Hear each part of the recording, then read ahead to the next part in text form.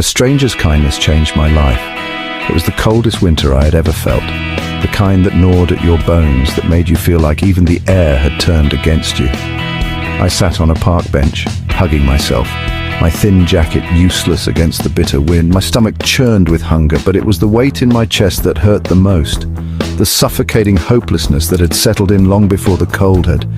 I had lost everything, my job, my apartment, my purpose. Life had unraveled so quickly that I barely had time to understand how I had ended up here. Invisible to the world, people passed me by, their heads down, their hands tucked into warm pockets. No one saw me. No one ever did. Until she did. She was older, maybe in her late 60s, wrapped in a thick coat with a bright red scarf. She stopped in front of me, studying me with eyes so full of warmth that I wanted to look away. I wasn't used to kindness anymore. "You look cold," she said softly. I nodded, my throat too tight to speak. She reached into her bag and handed me a paper bag and a hot cup of coffee. The heat seeped into my frozen fingers as I held onto it like it was the most precious thing in the world. "Eat," she urged, gently. I hesitated. I wasn't sure why. Pride, maybe. But hunger won. I opened the bag to find a warm sandwich. The first bite nearly made me cry. I hadn't eaten a real meal in days. She sat beside me, despite the cold, despite everything. "What's your name?" I swallowed hard. "James?" She smiled. "James, that's a strong name. I'm Eleanor." For the first time in months, someone had said my name with warmth, as if I still mattered. "How did you end up here?" she asked, not with judgment, just genuine concern.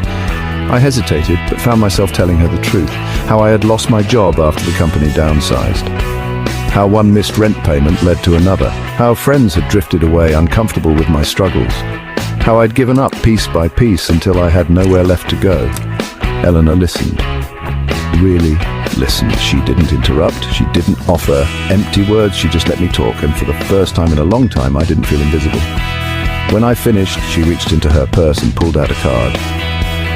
"There's a shelter a few blocks from here. They can help. I know the director personally. Tell them Eleanor sent you."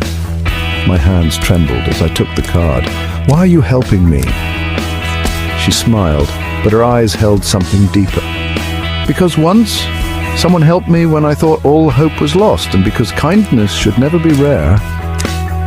A lump formed in my throat. "I don't know how to thank you." "Someday, when you're in a better place, help someone else. Look, that's how you thank me." That night I walked to the shelter. For the first time in months, I slept in a warm bed. A week later, they helped me find a job. 3 months later, I had a small apartment. I rebuilt my life piece